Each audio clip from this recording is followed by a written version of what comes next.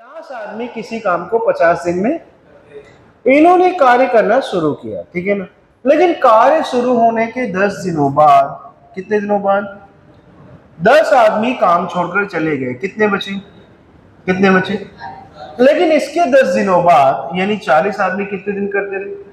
वो सभी काम पर वापस आ गए। फिर से कितने हो गए? अब बताओ शेष काम कितने दिन चलेगा? तो आप क्या मानते हो कितने दिन का काम है? यहां कितने दिन का हो, यहां कितने दिन का हो?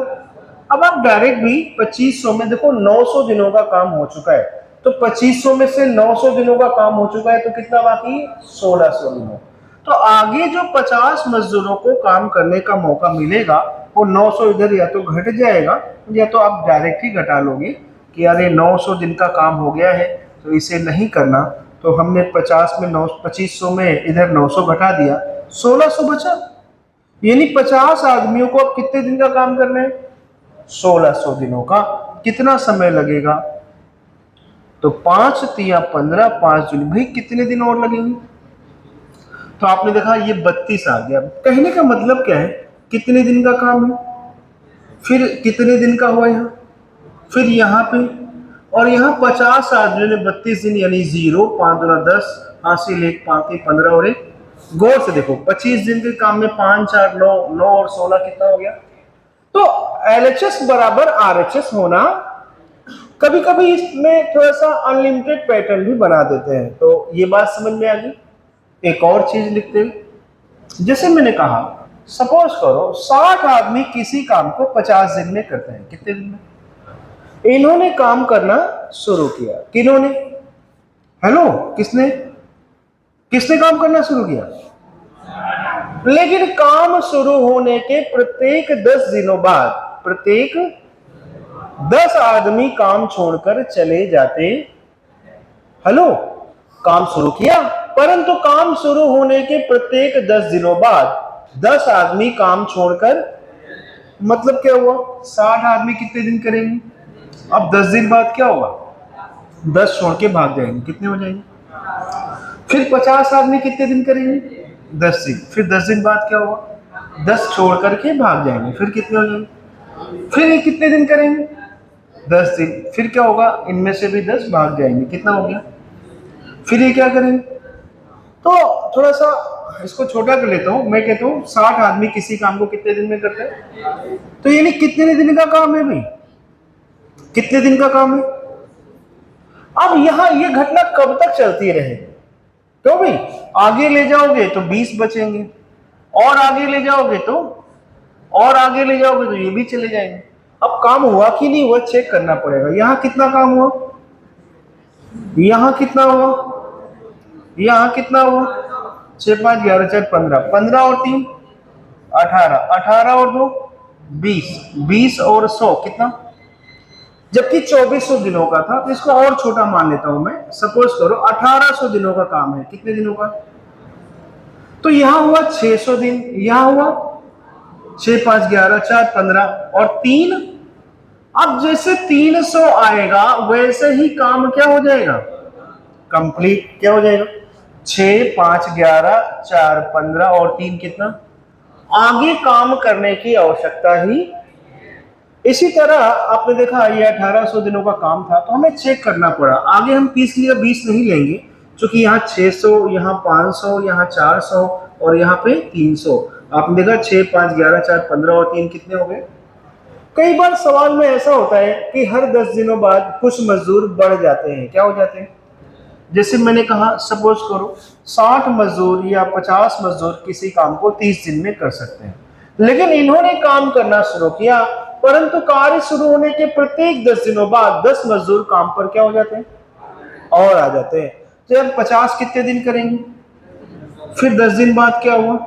10 और आ गए। फिर ये भी कितने दिन करेंगे? फिर कितने आ गए? ये भी। अब ये कब तक चलेगा?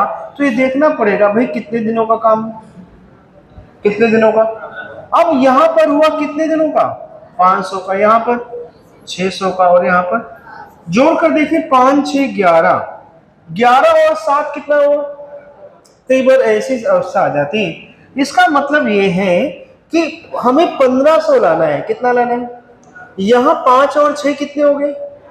इसका मतलब है कि 1100 ये पहले ही हो रहे हैं, तो आगे केवल जगह कितने की है? 400 की। कितने की? अब 70 आदमी अगर 10 दिन काम करेंगे तो कितने दिन का काम हो जाएगा? तो 700 दिन का तो काम ही नहीं है। 11 और 7 कितने होते हैं? 1800। जबकि यहाँ पर कितना है? यानी इसका मतलब साफ है कि 70 आदमियों को 10 दिन काम करने का मौका ही, वो 10 दिन से पहले ही काम को क्या करेंगे? तो कितने दिन में करेंगे? हमने कहा पूरा 10 दिन तो नहीं लगेगा, अब कितना दिन है हमें मालूम नहीं है।